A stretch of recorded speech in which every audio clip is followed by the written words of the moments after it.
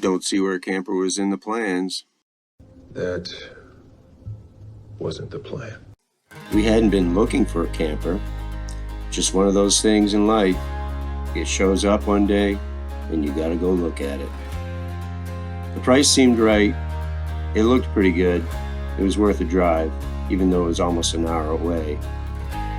It's a 1997 Comfort camper.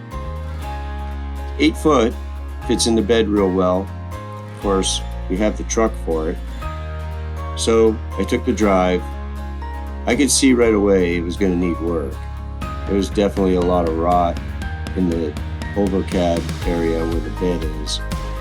There was some other weak areas that I could see where the jack stands were. It was definitely not taken care of recently, but the inside looked pretty good. The guy I was buying it from said everything inside worked and included a sink, stove, furnace, refrigerator, and all the lights, fans, and yes, a bathroom. It also included all the camping accessories that go along with your camping. Being that I took the SUV up to look at the camper, I left the deposit and made plans to return with my truck. The day I returned with the truck, we discovered the truck sat too high and the camper was not positioned in a way that we could get it loaded. So I left it for a week, and the gentleman selling the camper was nice enough, because he was in the welding business, to manufacture some brackets. My return trip was successful and we were able to get it loaded in the pickup. Once it was loaded, getting it tied down was going to be another issue, but with some straps, I didn't have too far to go and made it home. It looked pretty good sitting there in the truck, but upon closer inspection, it was obvious this camper was going to need a lot of work. Peeling back the wallpaper, it was obvious this thing had been rotted and leaking for quite some time. The corners looked pretty bad from what I could see so far, and although the floor itself, where the bed area looked okay and solid, it was obvious I was going to have to rip into the ceiling. I just wondered how far the rot had already gotten.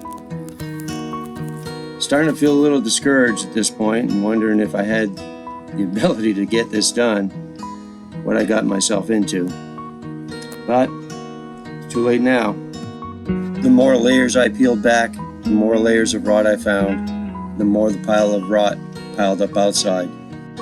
I was definitely in uncharted territory, ripping into a camper, which I had never done before. Here we go. Back inside, everything I touched seemed to just crumble at my touch.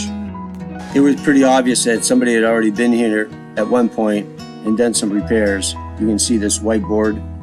That's not factory. You can also see the corner, pretty rotted out. But some good news was, it wasn't completely rotted out. I did find some wood that hadn't been touched by water, but very little. The floor itself didn't look too bad other than the edges. I wasn't quite sure how to handle that at this point. However, as discouraging as seeing all the rot was, I also started to realize something else. There was maybe just enough lumber left to give me the information I needed to rebuild it. But before I could come up with a plan for rebuilding it, I had to see the extent of the damage. So far I was just up in the nose area and wondering how far back I was going to have to peel back the ceiling and replace. There was no turning back now. We had to keep going, and keep going I would. The more I peeled back the exterior siding, the more I could see the extent of the damage, but also I could see how it was constructed, which gave me hope, because from that, I felt more confident that I would be able to rebuild it. As you see, the rot was quite extensive, but I felt confident that I was going to be able to build the pieces I needed, given that there was enough there to tell me what I needed to build. So, we started.